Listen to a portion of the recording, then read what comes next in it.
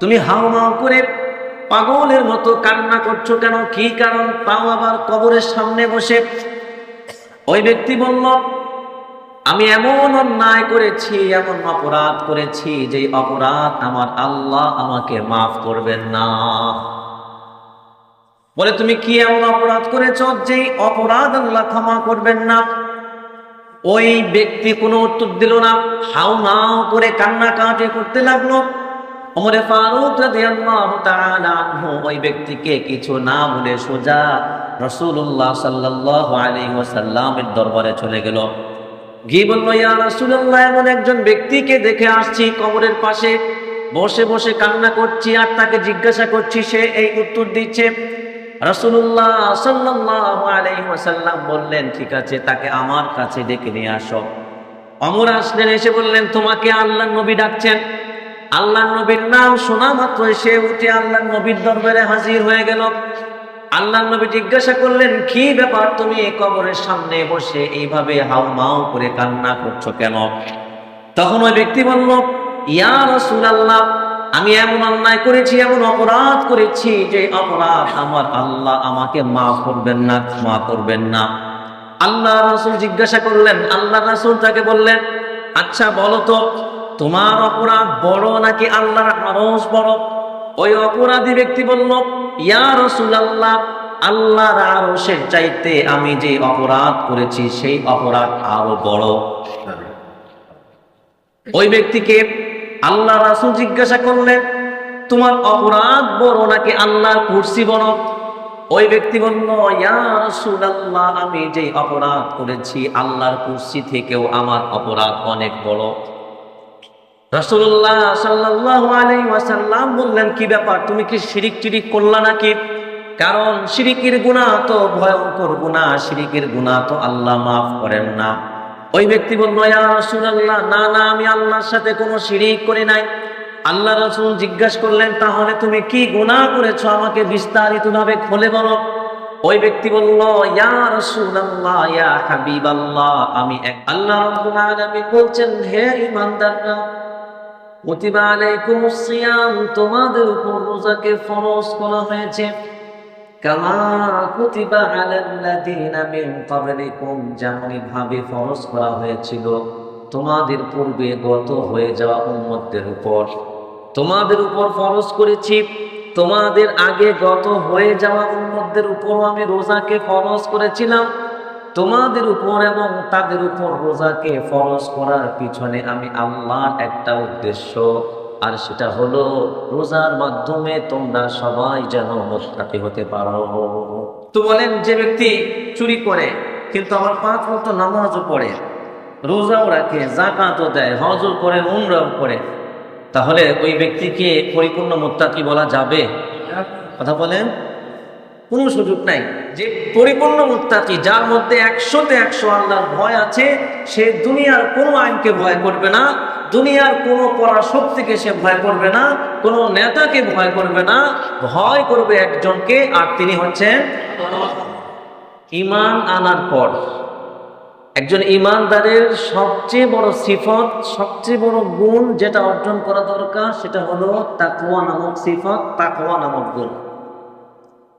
কারণ তাকওয়া নামক সিফাত, তাকওয়া নামক গুণ যদি কারো অর্জন হয়ে যায়, তাহলে তার পুরো জিন্দেগিটা সফলতায় ভরপুর হয়ে যায়।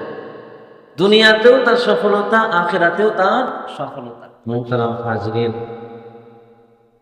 আপনারা সকলেই এখানে উপস্থিত হয়েছেন, কত পবিত্র হয়ে এসেছেন জুমার নামাজ আদায়ের উদ্দেশ্যে। এখানে সকলেই উপবাস আছেন, সকলেই না খেয়ে আছেন, কারণ উদ্দেশ্য হলো না খেয়ে আজকে রোজা রাখবো। আর রোজা কেন রাখবো? আল্লাহ পাকের সন্তুষ্টির উদ্দেশ্যে। পৃথিবীর মধ্যে যত কিছু আছে, যত বস্তু, যত জীব জন্তু, গাছপালা, নদী নালা, পাহাড় পর্বত, চন্দ্র তারা, সূর্য, সব কিছুকে আল্লাহ পাক সৃষ্টি করেছেন।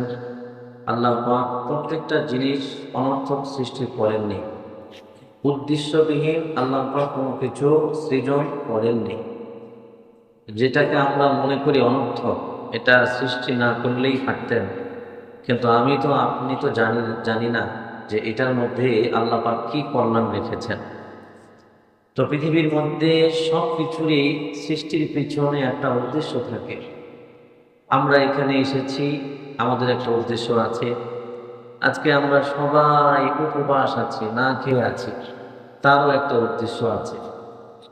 আমরা ভালো কোম্পানিতে জব নেই, উদ্দেশ্য আছে না নাই? ভালো বেতন পাবো, ভালো স্যালারি পাবো। কোম্পানি ভালো ভালো কর্মচারীদেরকে নেয়, উদ্দেশ্য আছে না নাই? যে তাদের দ্বারা আমার কোম্পানির কাজ ভালো হবে, কোম্পানির কাজ ভালো হলে মুনাফা হবে।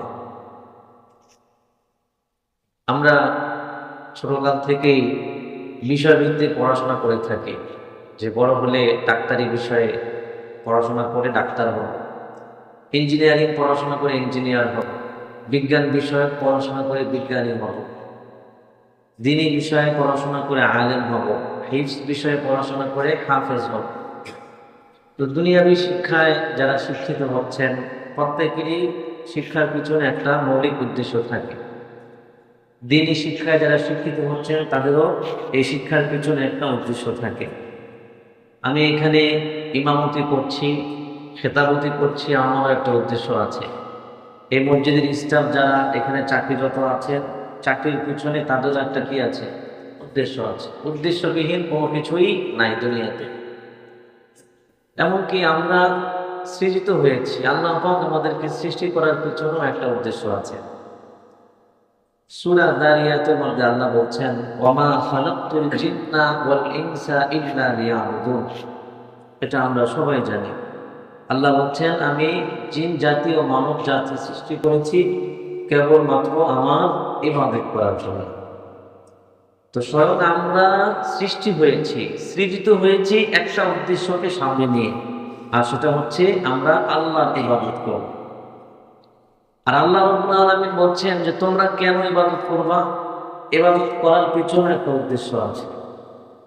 সূরা বাকারার মধ্যে আল্লাহ বলছেন, ইয়া আইয়ুহান নাসু উবুদু রাব্বাকুম, হে মানব সম্প্রদায়, উবুদু রাব্বাকুম, তোমরা তোমাদের প্রতিপালকের ইবাদত করো।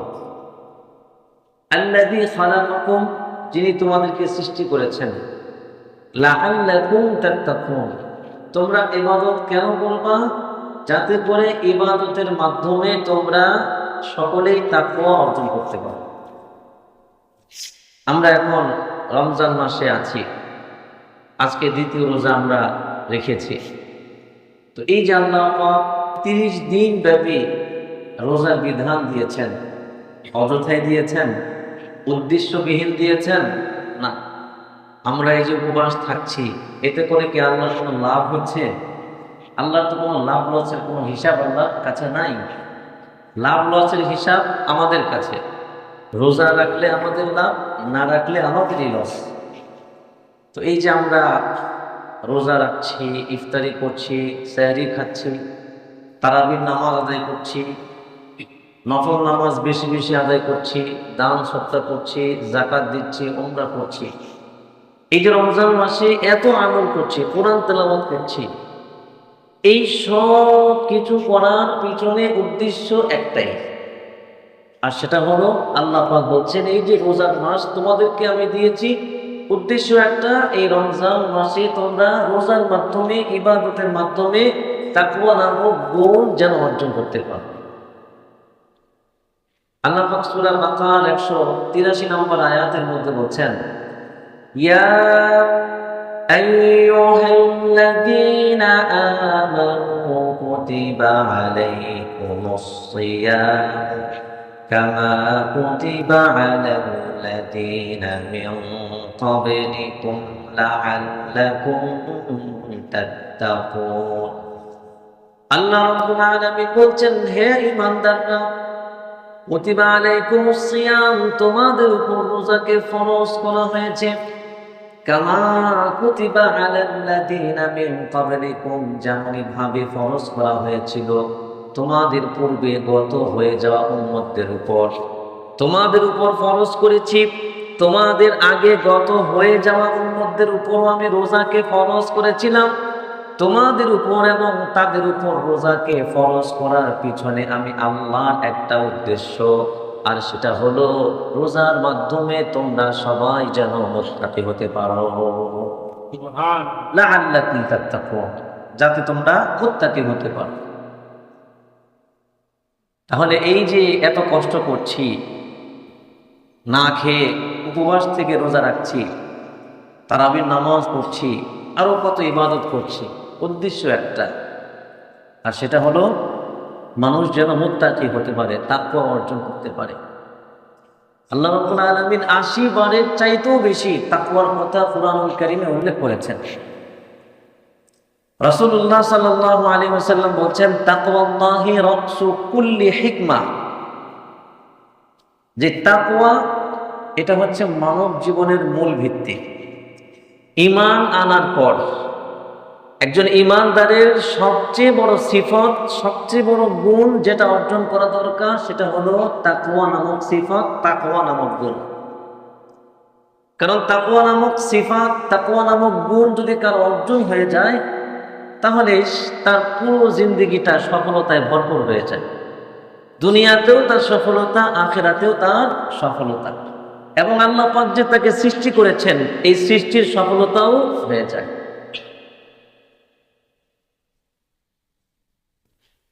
তাকওয়া এটার অর্থ কি, এটা আমরা কম বেশ সবাই জানি। তাকওয়া পৃথিবীর মধ্যে তাকওয়ার আলোচনা সবচাইতে বেশি, এত ব্যাপক আলোচনা, বছরকে বছর চলে যাবে, কিন্তু তাকওয়ার আলোচনা শেষ হবে না।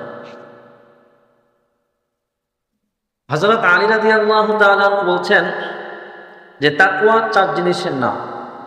তাকওয়ার শাব্দিক অর্থ হলো ভয়, ভীতি, আর তাকওয়াল্লাহ মানে হলো আল্লাহর ভয়, আল্লাহর ভীতি। আলী রাদিয়াল্লাহু তাআলা বলেন যে তাকওয়া হলো 4 জিনিসের নাম। 1 নাম্বার আল খাউফু মিনাল জালিল, আল্লাহকে ভয় করা। 2 নাম্বার ওয়াল আমালু বিত-তানজিল, কোরআন অনুযায়ী চলা, অর্থাৎ শরীয়ত মোতাবেক নিজের জীবনকে পরিচালনা করা। 3 নাম্বার ওয়াল কানাআতু বিল কালিল, অল্পে তুষ্ট থাকা। 4 নাম্বার ওয়াল ইস্তিআদাদু লিয়াউমির রাহিল, আখিরাত দিবসের জন্য চূড়ান্ত প্রস্তুতি গ্রহণ করা। আলী রাদিয়াল্লাহু তাআলা বলছেন এই 4টা নামই হলো তাকওয়া। আব্দুল্লাহ ইবনে মাসউদ রাদিয়াল্লাহু তাআলা বলেন যে তাকওয়া 3 জিনিসের নাম। 1 নাম্বার যে আল্লাহর আনুগত্য করবে, আল্লাহর সাথে কোনো ধরনের নাফরমানি করবে না। 2 নাম্বার আল্লাহকে স্মরণে রাখবে, আল্লাহকে ভুলে যাবে না। 3 নাম্বার আল্লাহর নিয়ামত রাজির শুকরিয়া আদায় করবে, আল্লাহর নিয়ামত রাজির নাশুকরি সে করবে না। এই 3 জিনিসের নামই হলো তাকওয়া। তো তাকওয়ার ডেফিনেশন বিভিন্ন জন বিভিন্ন ভাবে করেছেন, কিন্তু ঘুরে ফিরে তাকওয়ার অর্থ একটাই। তাকওয়ার অর্থ কি? একটাই, আর সেটা হলো আল্লাহ তাআলার নির্দেশিত বিষয়গুলো পালন করা। আল্লাহ তাআলার নির্দেশিত বিষয়গুলো পালন করা, আল্লাহ যা যা করতে বলেছেন তা তা করা, এবং আল্লাহ তাআলার নিষেধকৃত বিষয়গুলো বর্জন করা, আল্লাহ তাআলার নিষেধকৃত বিষয়গুলো পরিহার করে চলা। অর্থাৎ আল্লাহ যা যা করতে বলেছেন তা করা, যা যা করতে বলেন নাই তা না করা। এটার নামই হলো তাকওয়া। এটার নামই হলো তাকওয়া। এই রমজান মাস মানুষ প্রচন্ড পরিমাণ ইবাদত করে, তুমুল অবস্থা হয়ে যায় ইবাদত করতে করতে, কিন্তু রমজান চলে গেলে কোনো খবর থাকে না, তার তুমুল খবর থাকে না। অথচ রমজান মাস দিয়েছেন প্র্যাকটিস করার জন্য, যে রমজান মাসে তোমরা তাকওয়ার প্র্যাকটিস করো, তাকওয়া অর্জন করো। এই তাকওয়া দিয়ে বাকি 11 মাস তোমরা চলো। তোমরা ফুয়েল নাও, গাড়ির যেরকম ফুয়েল নিতে হয়, আপনি 200 কিলোমিটার রাস্তা অতিক্রম করবেন, তো আপনি 200 কিলোমিটার রাস্তা অতিক্রম করে যেন আরো কিছু তেল থাকে, ওই পরিমাণ তেল আপনি অবশ্যই নেবেন। তো আল্লাহ বলছেন যে তোমরা রমজান মাসে এই পরিমাণ তাকওয়া অর্জন করো যেন বাকি 11 মাস এই তাকওয়া দিয়ে তোমরা চলতে পারো। কিন্তু আমরা কি করি, এই রমজান মাসে তেল নিয়ে ওই ঈদের আগের রাত্রে আবার তেলগুলো সব ফেলে দিয়ে আবার যেই লাউ সেই কুটু হয়ে যায়। তাহলে হইল? তাহলে তো হইল না। আল্লাহ পাক তো এটা চান নাই। আল্লাহ পাক এই মাসটাই দিয়েছেন, বিশেষ করে এই মাসে আল্লাহ পাক জিন, শয়তান, দুষ্ট জিন এবং ইবলিসকে বন্দী করে রাখেন। যাদেরকে বন্দী করে রাখলাম, তোমরা একটু নেক আমল বেশি বেশি করো, একটু বেশি বেশি ফুয়েল নাও, তাকওয়া অর্জন করো, বাকি 11 মাস এটা দিয়ে তোমরা চলতে পারবা। কিন্তু আমরা এটা করি না। আমরা এই মাসেই এই মাস গেলে সব শেষ। মোহতারাম হাজিরিন, যদি আমি কাউকে একটা পিস্তল ধরায় দিই আর তাকে যদি বলি যে এই পিস্তল প্রকাশ্যে হাতে নিয়ে তুমি একটু ঘুরান দিয়ে আসো, বা একটু কামপুর থানার আশপাশ দিয়ে একটু ঘুরান দিয়ে আসো, তো যাকে বলবো সে কি রাজি হবে? না, রাজি হয়ে যাবে মনে হয়। আপনাকে দিলে আপনি রাজি হবেন যে পিস্তল নিয়ে একটু রাউন্ড দিবেন, আপনি কাফরুল থানার আশপাশ দিয়ে ঘুরে আসতে পারবেন? কেন ভাই পারবেন না? কেন? কারণ আপনার মনের মধ্যে ভয়, এই পিস্তল দেখে ফেললে তো আমাকে গ্রেফতার করে ফেলবে। আমি যদি এখন কাউকে বলি ওই দোকান থেকে 1 বস্তা চাউল চুরি করে নিয়ে আসো, এই মুহূর্তে যদি বলি, তো সে কি চুরি করে আনতে পারবে? তার সাহস হবে? কারণ সে ভয় পাবে যে কত মানুষ, দিন দুপুরে কত মানুষ, আমি চাউলের বস্তাটা মাথায় নিতে গেলেই তো মাথা থাকবে না, মায়ের একটাও জমিনে পড়বে না, সব আমার ঘাড়ে পড়বে, পিঠে পড়বে। কিন্তু আবার রাত্রিবেলা বললে, আবার চুক্তি করলে সে রাত্রিবেলা চুরি করবে, কারণ রাতে তো মানুষ থাকে না, কেউ দেখে না। এই যে আমাদের মসজিদের দান বাক্সে কিছুদিন আগে চুরি হয়েছে। কখন হয়েছে? রাত্রিবেলায় হয়েছে। আবার এই মসজিদের পাশে একটা ভ্যান গাড়িও চুরি হয়েছে কিছুদিন আগে। কখন হয়েছে? রাত্রিবেলায়, যখন কেউ ছিল না। তো এরকম ভাবে দেশীয় আইনে, রাষ্ট্রীয় আইনে যেগুলো অপরাধ, সে অপরাধ যদি কাউকে করতে বলি, সে করবে না, কারণ সে দেশের আইনকে ভয় পায়। সে কাকে ভয় পায়? দেশের আইনকে ভয় পায়, রাষ্ট্রীয় আইনকে ভয় পায়। সে চুরি কেন করবে না? কারণ সে জনগণকে ভয় পায়। জনগণের যে শাস্তি, যে মাইর দিবে, যে কেরানি দিবে, এটাকে সে ভয় পায়। এজন্য সে চুরি করতে সাহস পায় না। কিন্তু সে যেরকম ভাবে দুনিয়ার দেশীয় আইনকে, রাষ্ট্রীয় আইনকে সে ফিল করে, বাস্তবে এটাকে বিশ্বাস করে যেটা হবে, সেটা ভবিষ্যতে দেখতে পায় যে আমি চুরি করলাম, চুরি করার পর আমার কি অবস্থা হবে, এটা যেন সে কল্পনায় গিয়ে দেখতে পায়। এই কারণে সে এটা মারাত্মকভাবে ভয় পায়। কিন্তু আল্লাহ রাব্বুল আলামিনের বেলায় সামান্যতম ভয় তার মধ্যে কাজ করে। রাত্রিবেলায় যে চুরি করলো, মানুষ তো দেখে নাই, কিন্তু একজন তো দেখেছেন। সবার চোখ ফাঁকি দিতে পেরেছে, কিন্তু একজনের চোখ তো সে ফাঁকি দিতে পারে নাই। হয়তো সে চুরি করে সে বেঁচে যাবে, মানুষের চোখকে ফাঁকি দিয়ে সে চুরি করে ফেলেছে, সে কাউকে হত্যা করে চলে গেছে, সে পালিয়ে গেছে, সে তো দুনিয়ার রাষ্ট্রীয় আইনে সে বেঁচে যেতে পারে, কিন্তু আল্লাহ পাকের কাছ থেকে সে বাঁচতে পারবে না। দুনিয়াতে গ্রেফতার না হলেও একদিন আল্লাহ পাকের কাছে অবশ্যই গ্রেফতার হতে হবে। তো বলেন, যে ব্যক্তি চুরি করে কিন্তু আবার 5 ওয়াক্ত নামাজও পড়ে, রোজাও রাখে, যাকাতও দেয়, হজও করে, উমরাও করে, তাহলে ওই ব্যক্তিকে পরিপূর্ণ মুত্তাকি বলা যাবে? কথা বলেন, কোনো সুযোগ নাই। আমাদের দেশের মধ্যে সুদের কারবারিটা সবচেয়ে বেশি প্রকটভাবে বিস্তার হয়ে আছে। আর সুদ এটা জঘন্যতম পাপ, কবিরা গুনাহ, এটার শাস্তিও ভয়াবহ। এত সত্ত্বেও আমাদের সমাজের মধ্যে 5 ওয়াক্ত নামাজি, রোজা, হজ সব করে, কিন্তু এই যে সব করলো, উমরা করলো, হজ করলো, এই সব কিছু সুদের টাকা দিয়ে। এই যে উমরা করলো, হজ করলো, যাকাত দিল, নামাজ আদায় করলো, আবার সুদের মধ্যেও সে জড়িত আছে। এখন এই ব্যক্তিটাকে পরিপূর্ণ মুত্তাকি বলার সম্ভাবনা আছে? তাকে পরিপূর্ণ মুত্তাকি বলা যাবে না। তাকে পরিপূর্ণ মুত্তাকি বলার কোনো সুযোগ নাই, কোনো গুঞ্জাইশ নাই। খোদার কসম, সে কখনো পরিপূর্ণ মুত্তাকি না। কারণ যে পরিপূর্ণ মুত্তাকি সে সব চাইতে বেশি ভয় করবে কাকে? আল্লাহকে। যে পরিপূর্ণ মুত্তাকি, যার মধ্যে 100তে 100 আল্লাহর ভয় আছে, সে দুনিয়ার কোনো আইনকে ভয় করবে না, দুনিয়ার কোনো পরাশক্তিকে সে ভয় করবে না, কোনো নেতাকে ভয় করবে না, ভয় করবে একজনকে, আর তিনি হচ্ছেন আল্লাহ। আপনি যদি আমাকে বা একজন পরিপূর্ণ মুত্তাকির মাথায় বন্দুক ঠেকিয়ে বলেন যে এখনই আল্লাহকে গালি দিন, বা এখনই কুফরি কথাবার্তা বলবো, আর কি এই কুফরি কথাবার্তা বল, সে যদি পরিপূর্ণ মুত্তাকি হয়ে থাকে তাহলে সে কখনোই বলবে না। কারণ সে ভয় করে কাকে? আল্লাহকে। সে চিন্তা করে আমি এখন যদি বলি, এখন যদি তার কথায় যদি আমি কোনো খারাপ কাজ করি, চুরি ডাকাতি রাহাজানি করি, কাউকে খুন করি, তাহলে হয়তো আমি তার থেকে অনেক পুরস্কার পাবো, দুনিয়ার আইন থেকে বাঁচতে পারবো, কিন্তু আল্লাহর কাছে তো আমাকে ধরা দিতেই হবে।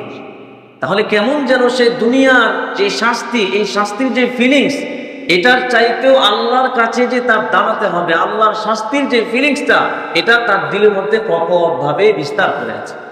এই জন্য সে পরিপূর্ণ মুত্তাকি।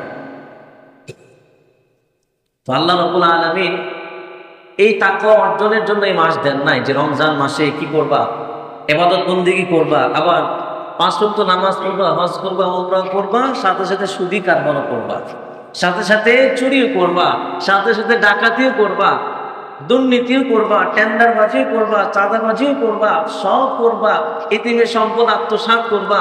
আল্লাহ পাক এই কথা বলেন নাই। এই জন্য আল্লাহ পাক রমজানুল মুবারক মাস আমাদেরকে দেন নাই। ওমর ফারুক রাদিয়াল্লাহু তাআলা যখন আমিরুল মুমিনিন, তখন তিনি মানুষকে দেখার জন্য, মানুষের অবস্থা পর্যবেক্ষণের জন্য তিনি ছদ্মবেশ ধারণ করতেন। তো ভোরবেলায় তিনি রাস্তা দিয়ে অতিক্রম করছেন, তো অতিক্রমকালে তার কানের মধ্যে ফিসফিস করে 2 জন নারীর আওয়াজ আসছে, কিন্তু আওয়াজটা তিনি বুঝতে পারছেন না। 2 জন নারী কথোপকথন করছে। তখন তিনি লক্ষ্য করলেন ওই বাড়ি থেকে আওয়াজটা আসছে। তিনি বাড়ির নিকটে গেলেন, দেয়ালে কান লাগানোর পর তিনি শুনতে পাইলেন যে মা তার সন্তানকে বলছে, মা তার মেয়েকে বলছে যে তাড়াতাড়ি ওঠো, তাড়াতাড়ি ঘুম থেকে উঠে দুধের সাথে একটু পানি মিশিয়ে দাও, কারণ দুধের সাথে পানি মিশালে দুধ বেশি হবে, দুধ বেশি হলে টাকাও কি হবে? বেশি হবে। তখন ওই মেয়ে বললেন যে হে মা, আমিরুল মুমিনিন যদি দেখেন বা তিনি যদি জানতে পারেন যে আমি দুধের সাথে পানি মিশিয়েছি, তাহলে তো তিনি আমাদেরকে শাস্তির মুখোমুখি করবেন, শাস্তি দিবেন। তখন মা বলল, আরে মেয়ে, এখন তো সকাল হয় নাই, এখন তো সবাই ঘুমে বিভোর হয়ে আছে, এখানে তো ওমর নাই, আমিরুল মুমিনিন নাই, সে তোমাকে শুনছেও না, সে তোমাকে দেখছেও না, সুতরাং সমস্যা কি? তুমি দুধের সাথে পানি মিশালে কেউ বুঝতেও পারবে না। হে মেয়ে, তাড়াতাড়ি, দেরি করো না, এখনই পানি মিশাও। তখন এ মায়ের এই কথার প্রতি উত্তরে মেয়ে যে কথাটি বলেছে, এই কথাটি ইতিহাসে স্বর্ণাক্ষরে লিখে রাখার মতো। ওই মেয়ে মাকে সম্বোধন করে বলছে, হে মা, তুমি বলছো আমিরুল মুমিনিন ওমর নাই, আমিরুল মুমিনিন ওমরের সৈন্যরা নাই, তারা দেখবে না, তারা বুঝবে না। হে মা, তুমি আমাকে বলো, আমিরুল মুমিনিন যদি না দেখে থাকেন, তাহলে আমিরুল মুমিনিনের যে আল্লাহ আছেন, সে আল্লাহ তো অবশ্যই দেখছেন। ওমর ফারুক রাদিয়াল্লাহু তাআলা এই ঘটনা শুনে তিনি চলে গেলেন। তিনি মেয়ের ঘটনায়, এই ঘটনায় এতটাই খুশি হলেন যে তিনি তার সন্তানের জন্য ওই কন্যাকে, ওই নারীকে পুত্রবধূ হিসেবে নিয়ে এসেছেন। সুবহানাল্লাহ। এখান থেকে জন্ম নিয়েছে ওমর ইবনে আব্দুল আজিজ। ওমর ফারুক রাদিয়াল্লাহু তাআলা আনহু উবাই ইবনে কাবকে জিজ্ঞেস করলেন, হে উবাই ইবনে কাব, তুমি তাকওয়ার সংজ্ঞা কিভাবে দেখো? তাকওয়ার সংজ্ঞা কি? তাকওয়া কাকে বলে? উবাই ইবনে কাব ওমর ফারুক রাদিয়াল্লাহু তাআলা আনহুকে বললেন, হে আমিরুল মুমিনিন, আপনি কি কখনো কণ্টকযুক্ত রাস্তা দিয়ে অতিক্রম করেছেন? আমিরুল মুমিনিন বললেন, হ্যাঁ, এরকম রাস্তা দিয়ে তো আমি অনেকবার অতিক্রম করেছি। উবাই ইবনে কাব বললেন, ওই রাস্তাগুলো দিয়ে যে আপনি অতিক্রম করলেন কিভাবে করলেন, অথচ দুই পাশে কাঁটা ছিল, আপনার কি কোনো ক্ষত সৃষ্টি হয় নাই? আমিরুল মুমিনিন বললেন, কণ্টকযুক্ত রাস্তা দিয়ে আমি এমন ভাবে এতটা সতর্ক হয়ে আমি অতিক্রম করেছি যেন দুই পাশের কাঁটা আমার গায়ে না বেঁধে, দুই পাশের কাঁটা আমার কাপড়ে না বেঁধে আমার যেন রক্তক্ষরণ না হয়, আমার কাপড় যেন ছিঁড়ে না যায়। আমি খুব সতর্কতার সাথে রাস্তা অতিক্রম করেছি। উবাই ইবনে কাব বললেন, হাযা হুয়া তাকওয়া, হে আমিরুল মুমিনিন, এর নামই হলো তাকওয়া। পৃথিবীতে চলতে গেলে পুরো পৃথিবীটা গুনাহের পরিবেশে ভরপুর, ডানে গুনাহ, বামে গুনাহ, সামনে গুনাহ, পিছনে গুনাহ। হে আমিরুল মুমিনিন, আপনি যেরকম ওই কণ্টকযুক্ত রাস্তা দিয়ে খুব সতর্কতার সাথে পথ চলেছেন, ঠিক তেমনি ভাবে দুনিয়াতেও গুনাহ দেখে দেখে খুব সতর্কতার সাথে পথ চলতে পারে। হাযা হুয়া তাকওয়া। তাকওয়ার হাজার হাজার দৃষ্টান্ত আছে। যখন বৃষ্টি হয়, বাড়িতে বৃষ্টি হলে মাটিগুলো কাদা হয়ে যায়, কাদাযুক্ত হয়ে যায়, তো মানুষ ওই কাদা পানিতে, কাদা মাটিতে খুব জোরে সোরে হাঁটে নাকি খুব সতর্ক হয়ে হাঁটে, আস্তে আস্তে হাঁটে? কারণ দুইটা ব্যাপার আছে, জোরে হাঁটলে হয়তো পিছলে পড়ে যাবে, বা জোরে হাঁটলে পিছন দিয়ে মাটি উঠে কাপড় নষ্ট হয়ে যাবে। আবার এগুলো থেকে বাঁচার জন্য বৃষ্টির এক ধরনের জুতাও আছে, ওই জুতাও কি মানুষ পরে। তো এই যে বিশেষ একটা জুতা পরে কেন? যাতে করে পিছন দিয়ে মাটি উঠে কাপড়টা নষ্ট যেন না হয়। ঠিক তেমনই ভাবে মুহতারাম হাজরিন, তাকওয়া নামক জিনিসটা এমন যে আপনাকে গুনাহ দেখে দেখে বেছে বেছে খুব সুন্দরভাবে আপনাকে চলতে হবে। ডানে গুনাহ আছে, আপনাকে পাশ কাটিয়ে যেতে হবে, বামে গুনাহ আছে, আপনাকে পাশ কাটিয়ে যেতে হবে, সামনে গুনাহ আছে, আপনাকে পাশ কাটিয়ে বাম দিকে চলে যেতে হবে। এইভাবে চলার নামই হলো তাকওয়া। আবু বকর রাদিয়াল্লাহু তাআলা আনহু সম্পর্কে বর্ণিত আছে যে ওনার একজন কৃতদাস ছিল, ওই কৃতদাসের উপর কিছু কর ধার্য করা ছিল। তো ওই কৃতদাসের এই কর থেকে তিনি পানাহার করতেন, যেহেতু করটা হালাল ছিল। তো একদিন পানাহারের পর ওই কৃতদাস বলল, হে আবু বকর, আপনি যে এখন আমার এই টাকা দিয়ে পানাহার করেছেন, এই যে খাদ্যদ্রব্য এনেছি, এই যে খেয়েছেন, আপনি কি জানেন এই টাকা কোত্থেকে এসেছে? আবু বকর বললেন, না, আমি তো জানি না কোত্থেকে এসেছে। ওই কৃতদাস বলল যে জাহিলি যুগে আপনার কৃতদাস হওয়ার পূর্বে আমি গণকের কাজ করতাম, মানুষকে ভবিষ্যৎবাণী করে আমি মানুষের কাছ থেকে টাকা নিতাম, কিন্তু আমি পরিপূর্ণভাবে গণক ছিলাম না, প্রতারণা করতাম। তো গতকালকে ওই ব্যক্তির সাথে আমার সাক্ষাৎ হয়, যার গণনার কাজ আমি করে দিয়েছিলাম। সে আমাকে তখন টাকা দেয় নাই, কিন্তু গতকাল টাকা দিয়েছে। তো এই টাকা দিয়ে আমি খাদ্যদ্রব্য কিনে এনেছি, আর এই খাদ্যদ্রব্য থেকে আপনি পানাহার করেছেন। আবু বকর রাদিয়াল্লাহু তাআলা এটা শোনার পর তার হাতকে তার গলার মধ্যে ঢুকিয়ে দিয়েছেন। ঢুকিয়ে গলার মধ্যে যত খানা গিয়েছে, পেটের মধ্যে যত খানা গিয়েছে, সব তিনি বমি করে ফেলে দিয়েছে। সুবহানাল্লাহ। কারণ তিনি চিন্তা করলেন, যে খাবার আমার পেটে গেছে, এই খাবার তো আমার জন্য হালাল ছিল না, এটা তো হালাল টাকার কোনো খাবার ছিল না, এটা তো হারাম টাকার খাবার ছিল। বাদশা হারুন রশিদের স্ত্রী জুবাইদা, উনি তৎকালীন যুগের এক বুজুর্গকে জিজ্ঞাসা করলেন যে তাকওয়া কাকে বলে, আমাকে একটু বলেন। তখন ওই বুজুর্গ উত্তর দিয়ে বললেন যে তাকওয়া হলো আপনি একটা লোকমা নিয়েছেন, মুখে দিবেন। কোথায় দিবেন? আপনি মুখে দিবেন, এখন খাবেন, লোকমাটা আপনি হাতে নিয়েছেন, কিন্তু ওই মুহূর্তে আপনি জানতে পারলেন যে আপনার হাতে থাকা যে লোকমা, যে খাবারটা, এই খাবারটা হালাল না, এই খাবারটা হারাম। এটা জানার সঙ্গে সঙ্গে আপনি যদি ওই খাবারটা ফেলে দেন, তাহলে এটাই হলো তাকওয়া। কিন্তু যদি খেয়ে ফেলেন, তাহলে তাকওয়া হইল? আপনি কেন ফেলে দিলেন? কারণ এটা হারাম, আর হারাম খেতে কে নিষেধ করেছেন? স্বয়ং আল্লাহ রাব্বুল আলামিন নিষেধ করেছেন। আল্লাহ তাআলা কুরআন কারীমের বিভিন্ন জায়গায় তাকওয়ার কথা বলেছেন।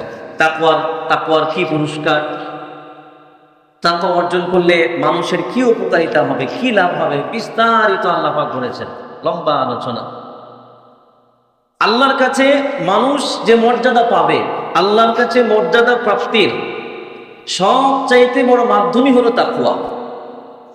আল্লাহর কাছে মর্যাদা প্রাপ্তির সবচাইতে বড় মাধ্যম ওসিলা হলো তাকওয়া। যার তাকওয়া যত বেশি হবে, আল্লাহর কাছে তার মর্যাদা মর্তবা তত বেশি হবে। এটা আল্লাহ পাকের ঘোষণা, আল্লাহ পাকের কথা। আল্লাহ পাক সূরাতুল হুজুরাতের মধ্যে বলছেন, ইন্না আকরামাকুম ইনদাল্লাহি আতকাকুম, যে আল্লাহর কাছে তোমাদের মধ্যে, আল্লাহর কাছে তোমাদের মধ্যে সবচাইতে সম্মানিত ব্যক্তি ওই ব্যক্তি যে ব্যক্তি তোমাদের মধ্যে সবচাইতে বেশি তাকওয়াবান। সুবহানাল্লাহ। তোমাদের মধ্যে যে ব্যক্তির তাকওয়া সবচাইতে বেশি, আল্লাহর কাছে তার মর্যাদাও সবচাইতে বেশি। তাহলে আল্লাহর কাছে মর্যাদা পাওয়া না পাওয়ার মানদণ্ড হলো তাকওয়া।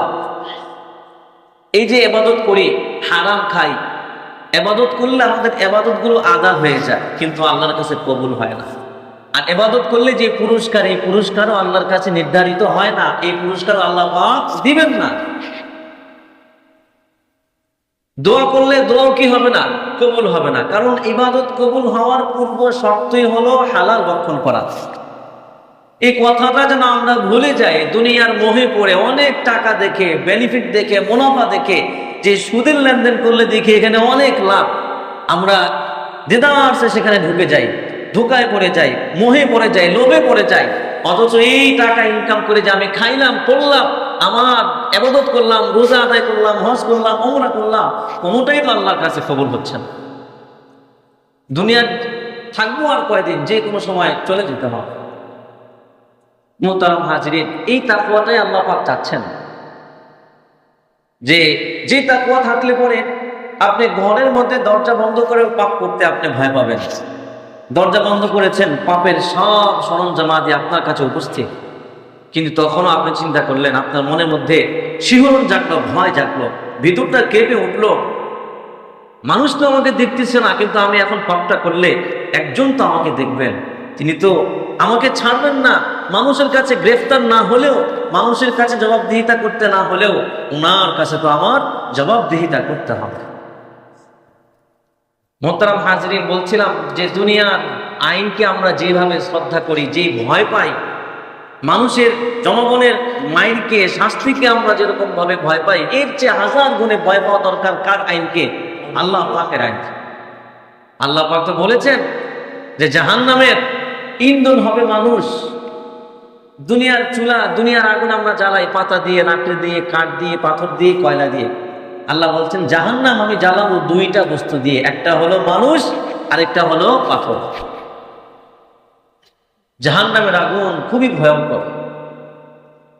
সাহাবায়ে কেরামদের মধ্যে তাকওয়ার অনেক দৃষ্টান্ত আছে। ওমর ফারুক রাদিয়াল্লাহু তাআলা আনহু রাস্তা দিয়ে অতিক্রম করছেন, তো দূর থেকে কান্নার শব্দ তার কানের মধ্যে আসলো।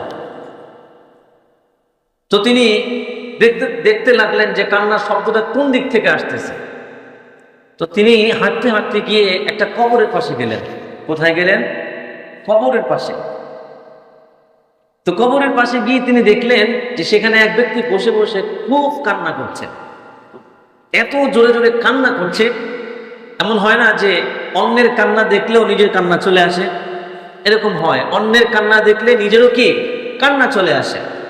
তো ওই ব্যক্তির এত পরিতাপের কান্না, এই কান্না দেখে ওমর রাদিয়াল্লাহু তাআলা আনহু কান্না করে দিয়েছেন। অটোমেটিক তার চোখ দিয়ে পানি চলে আসছে।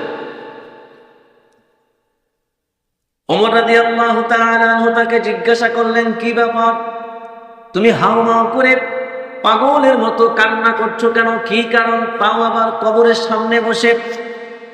ওই ব্যক্তি বলল, আমি এমন অন্যায় করেছি, এমন অপরাধ করেছি, যে অপরাধ আমার আল্লাহ আমাকে মাফ করবেন না। বলে, তুমি কি এমন অপরাধ করেছো যে অপরাধ আল্লাহ ক্ষমা করবেন না? ওই ব্যক্তি কোনো উত্তর দিল না, হাউমাউ করে কান্নাকাটি করতে লাগলো। ওমর ফারুক রাদিয়াল্লাহু তাআলা আনহু ওই ব্যক্তিকে কিছু না বলে সোজা রাসূলুল্লাহ সাল্লাল্লাহু আলাইহি ওয়াসাল্লামের দরবারে চলে গেল। গিয়ে বলল, ইয়া রাসূলুল্লাহ, এমন একজন ব্যক্তিকে দেখে আসছি কবরের পাশে বসে বসে কান্না করছি আর তাকে জিজ্ঞাসা করছি, সে এই উত্তর দিচ্ছে। রাসূলুল্লাহ সাল্লাল্লাহু আলাইহি ওয়াসাল্লাম বললেন, ঠিক আছে, তাকে আমার কাছে ডেকে নিয়ে আসো। ওমর আসলেন, এসে বললেন, তোমাকে আল্লাহর নবী ডাকছেন। আল্লাহর নবীর নাম শোনা মাত্রই সে উঠে আল্লাহর নবীর দরবারে হাজির হয়ে গেল।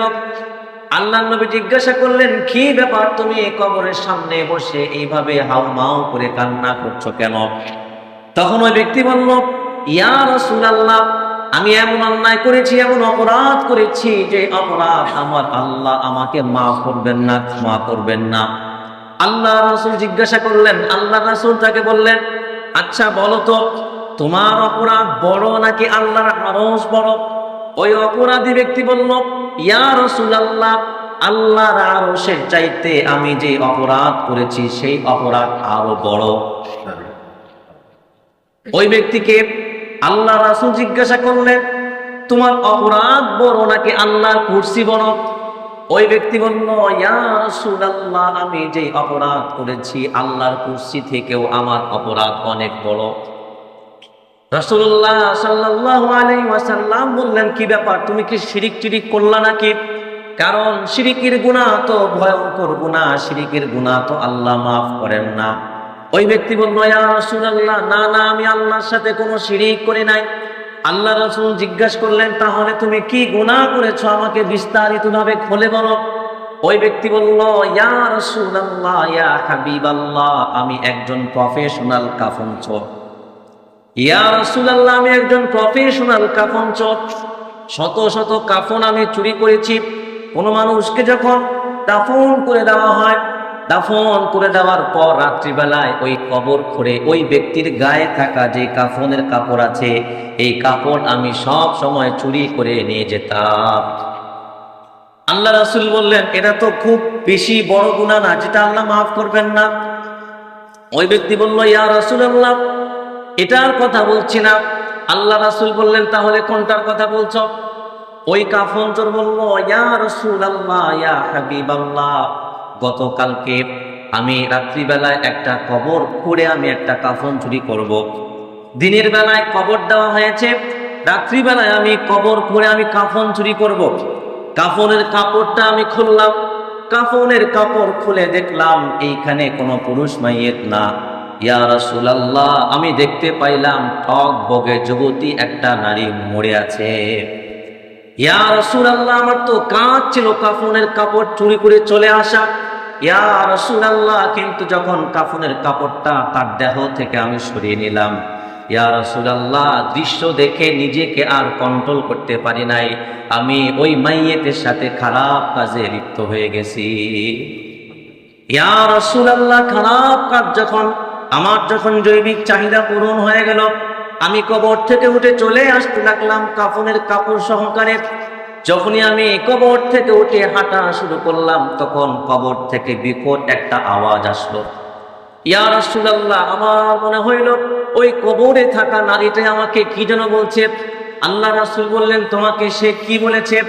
তখন কাফন চোর বলল, ইয়া রাসূলুল্লাহ, সে আমাকে সম্বোধন করে বলছে, হে পাপী বান্দা, আমি গতকালকে মারা গিয়েছি, দুনিয়ার মানুষজন আমার জন্য দোয়া করেছে, আমাকে গোসল করিয়ে পাক পবিত্র অবস্থায় কাফনের কাপড় পরিয়ে আল্লাহর জিম্মায় দিয়ে গেছে।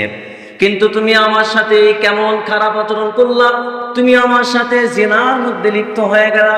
এখন তো তুমি আমাকে নাপাক করে দিয়েছো, এখন তো আমি আর পূত পবিত্র নাই। হে পাপী বান্দা, তুমি বলো তো এখন আমি আল্লাহর সামনে কিভাবে এই দেহ নিয়ে দাঁড়াবো? কারণ আমার শরীর তো এখন নাপাক, আমার শরীর তো এখন পবিত্র না। ওই নারীর এই শব্দ শুনে হঠাৎ করে যখন কবর থেকে আওয়াজটা তার কানের মধ্যে আসছে, এইভাবে ওই নারী এই কথাগুলো যখন বলছে, এই কথা শুনে তার মধ্যে এত ভয় সৃষ্টি হয়েছে, ভয় পাওয়ার সাথে সাথে জোরে একটা চিৎকার মারছে। এই জোরে চিৎকার মেরে সে সাথে সাথে ওই জমিনের উপর অজ্ঞান হয়ে পড়ে গেছে। এরপর যখন তার হুঁশ আসে, হুঁশ আসার পর তখন তার মধ্যে কম্পন সৃষ্টি হতে থাকে, আমি কি করলাম যে কবরে থাকা মাইয়েরটাও আমাকে এইভাবে সম্বোধন করে বলছে। তার মনের মধ্যে ভয় সৃষ্টি হয়ে গেছে। তখন সে তাড়াতাড়ি করে ওই কাফনের কাপড়টা আবার ওই মহিলার গায়ে জড়িয়ে দিয়েছে। ওই মহিলার গায়ে জড়িয়ে আবার মাটি দিয়ে সুন্দরভাবে আগে যেমন কবরস্থ করা হয়েছিল এমন করে দিয়েছে।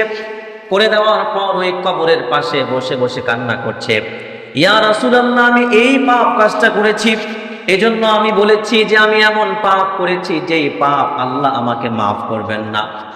রাসূলুল্লাহ সাল্লাল্লাহু আলাইহি ওয়াসাল্লামের কাছে জিনিসটা প্রচন্ড পরিমাণে খারাপ লাগলো। তিনি এটা নিতে পারলেন না যে একজন মাইয়িত নারীর সাথে কিভাবে মানুষ জেনা করতে পারে।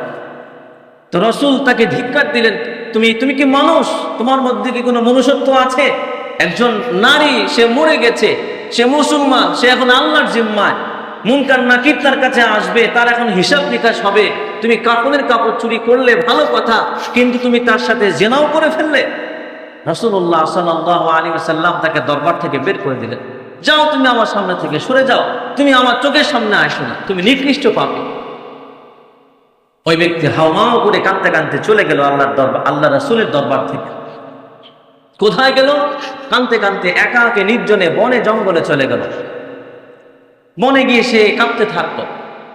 একদিন না, 2 দিন না, 3 দিন না, টানা 40 দিন পর্যন্ত সে ওই বনের মধ্যে আছে, কোনো কিছু খায় না, সারাদিন শুধু আল্লাহর ভয়ে কান্না করে, ইয়া আল্লাহ, আমি এই কি কাজ করলাম?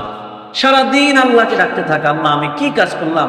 আমার মনের মধ্যে তোমার ভয় সৃষ্টি হয়েছে, আল্লাহ তুমি মাফ করে দাও। তো এইভাবে টানা 40 দিন সে আল্লাহকে ডাকতে থাকে, আল্লাহ আমাকে মাফ করে দাও। 1 দিন, 2 দিন, 3 দিন, 40 দিন যখন চলে গেছে, 40 দিন চলে যাওয়ার পর জিবরিল আলাইহিস সালাতু ওয়াস সালাম নবীর কাছে আসলেন। এসে বললেন, ইয়া মুহাম্মদ, হে মুহাম্মদ, আপনি বলেন তো আসমান জমিন কে সৃষ্টি করেছেন? তো নবী বললেন, আল্লাহ সৃষ্টি করেছেন। জিবরিল বললেন, জমিনে থাকা যত জীব জন্তু আছে, যত প্রাণী আছে, এই সমস্ত প্রাণীর রিজিক দাতা কে? নবী বললেন, আল্লাহ। এই কথা বলার পর জিবরিল বললেন, হে মুহাম্মদ, যে আল্লাহ আসমান জমিনের সৃষ্টিকর্তা, যে আল্লাহ জমিনে থাকা সমস্ত জীব জন্তুকে রিজিক দান করে, সে আল্লাহ আপনাকে জানিয়ে দিতে বলেছেন, সে আল্লাহ ওই যে আপনি যে বান্দাকে আপনার দরবার থেকে তাড়িয়ে দিয়েছেন, সে টানা 40 দিন জঙ্গলে কাঁদতে কাঁদতে অস্থির হয়ে গেছে, আল্লাহর কাছে মাফ চাইতে চাইতে অস্থির হয়ে গিয়েছে। আল্লাহর ভয় তার দিলের মধ্যে এমন ভাবে ঢুকেছে, সে এই ভয়ে তার চোখের পানি কোনো বিরত নাই, সে সারাদিন রাত কান্না করতেছে। আল্লাহর কাছে তার এই চোখের পানি, আল্লাহর কাছে তার এই ভয়, আল্লাহর কাছে তার এই তাকওয়াটা এত পছন্দনীয় হয়েছে যে আল্লাহ পাক ঘোষণা দিয়েছেন যে আল্লাহ পাক ওই বান্দাকে মাফ করে দিয়েছেন। ওই বান্দার যত গুনাহ আছে সব গুনাহ আল্লাহ পাক মাফ করে দিয়েছে। হে মুহাম্মদ, আল্লাহ আপনার চাইতেও বেশি দয়ালু। সুবহানাল্লাহ। তাহলে রাসূলুল্লাহ সাল্লাল্লাহু আলাইহি ওয়াসাল্লাম দরবার থেকে তাড়িয়ে দিয়েছেন, কিন্তু তারপরেও আল্লাহর দরবার থেকে আল্লাহ পাক তাড়িয়ে দেন নাই, কারণ আল্লাহ পাক তো ক্ষমাশীল, মহা ক্ষমার অধিকারী আল্লাহ পাক। আল্লাহ পাকের কাছে যত বড় পাপী হোক, যত বড় গুনাহগার হোক, আল্লাহকে ভয় করলে, প্রকৃতপক্ষে আল্লাহকে ভয় করে আল্লাহর কাছে ক্ষমা চাইলে অবশ্যই অবশ্যই আল্লাহ পাক মাফ করে দেবেন। শুধু কেবল আল্লাহ পাক শিরিক মাফ করবেন। হাযা হুয়া তাকওয়া, এটাই হলো তাকওয়া। তো পাপ তো আমরা নিয়মিত করি। এখন যারা এখানে আছি, যার যত বয়স, মনে করেন যত বয়স হয়েছে 30 বছর, এখন আমার কথার কথা, আপনার 40 বছর, 50 বছর, 50 বছরে কত না অন্যায় করেছেন, কত না সুদি লেনদেন করেছেন, কত না ঘুষ খেয়েছেন, কত কিছু করেছেন। কিন্তু এখন যদি এখনো সময় আছে, যদি দিল খুলে আল্লাহকে ভয় করে ইস্তেগফার করে এই রমজান মাসকে কাজে লাগিয়ে আল্লাহর কাছে খাঁটি দিলে তওবা করে, আল্লাহ পাক আপনার 40, 50, 60 বছরের জিন্দেগির সব গুনাহ মাফ করে দেবেন ইনশাআল্লাহ। এখনো সময় আছে, এখনো সময় আছে। তাকওয়া নামক যে গুণ, যে সিফাত, এই সিফাতটা আমরা অর্জন করি। যত সুদি লেনদেন করেছি সব সুদি লেনদেন আমরা পরিহার করি, আর কোনো সুদি লেনদেন করব না। কারণ রিজিকের মালিক আল্লাহ। আল্লাহ পাক যা আমার ভাগ্যে রেখেছেন, যা আমার রিজিক আছে, রিজিক তো নির্ধারিত আছে। রিজিকের এক চুল পরিমাণ আমি বেশিও খেতে পারবো না, কমও খেতে পারবো না। অতএব হারাম কোনো উপার্জন আমি আজ থেকে বর্জন করলাম। আজ থেকে হারাম উপায়ে কোনো উপার্জন আমি ভোগ করব না। সেটা দিয়ে আমি জামা কাপড় কিছুই আমি কোনো কিছুতে আমি কি করব না, ব্যবহার করব না। মোহতারাম হাজরিন, এই যে রমজান পেয়েছেন, আগামী রমজানে বাঁচবেন গ্যারান্টি আছে? কালকে বাঁচবেন গ্যারান্টি আছে? তাহলে কিসের অপেক্ষা? কালকের জন্য কিসের অপেক্ষা? আজকে আল্লাহর কাছে মাফ চেয়ে নেন। সন্ধ্যায় আপনি বাঁচতে পারবেন, ইফতারি করতে পারবেন, কোনো গ্যারান্টি আছে? কোনো গ্যারান্টি নাই। তাহলে কিসের সন্ধ্যার জন্য অপেক্ষা? এখনই এই মুহূর্তে আল্লাহর কাছে মাফ চেয়ে নেন। রাত্রিবেলায় তারাবির নামাজ পড়তে পারবেন, গ্যারান্টি আছে? কোনো গ্যারান্টি নাই। এখনই আল্লাহর কাছে মাফ চেয়ে নেন। সুদের সাথে আবার ঘুষেরও লেনদেন হয়, হয় কি হয় না? ঘুষও কি হালাল মনে হয়? ঘুষও হারাম। ওই যে রাস্তার মধ্যে ট্রাফিক পুলিশরা ঘুষ নেয়, পিছন দিয়ে নেয়, আর এদিকে দেখায় মানুষকে যে সে খুব ডিউটি করছে, হাতটাকে পিছন দিয়ে দেয়। মানুষ তো দেখছে না, একজন তো দেখছে, তিনি কে? আল্লাহ। আবার সুদি লেনদেন হয়, প্রকাশ্যে হয় না, গোপনে হয়, টেবিলের নিচ দিয়ে হয়। তো টেবিলের নিচ দিয়ে দেন, আর যেখান দিয়ে পেটে ঢুকাইয়া দেন, আর যেমনি দেন, এটা কেউ না দেখলে একজন দেখেন, তিনি কে? তিনি হচ্ছেন আল্লাহ। মোহতারাম হাজরিন, 5 ওয়াক্ত নামাজ পড়েন, ইবাদত করেন, কিন্তু সুদের লেনদেন করেন, আপনি পরিপূর্ণ মুত্তাকি না।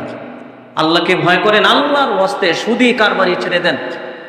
জানা, ব্যভিচার, যত হারাম কাজে লিপ্ত আছেন, সব হারাম কাজ বর্জন করেন, পরিত্যাগ করেন, আল্লাহর কাছে খাঁটি দিলে তওবা করেন।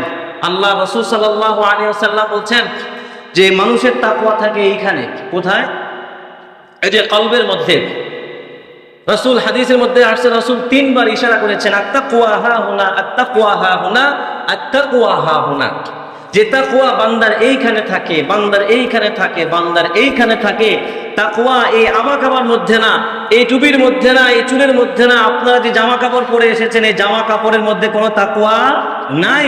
কারণ কত সুন্দর জামা পরে, আবার কত সুন্দর গুনাহ করে, আছে না নাই? তো তাকওয়া থাকে হচ্ছে অন্তরের মধ্যে।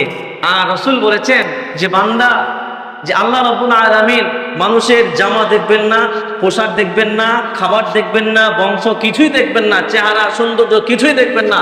আল্লাহ রাব্বুল আলামিন দেখবেন ওয়ালাকিন ইয়ানজুরু ইলা কুলুবিকুম ওয়া আমালিকুম।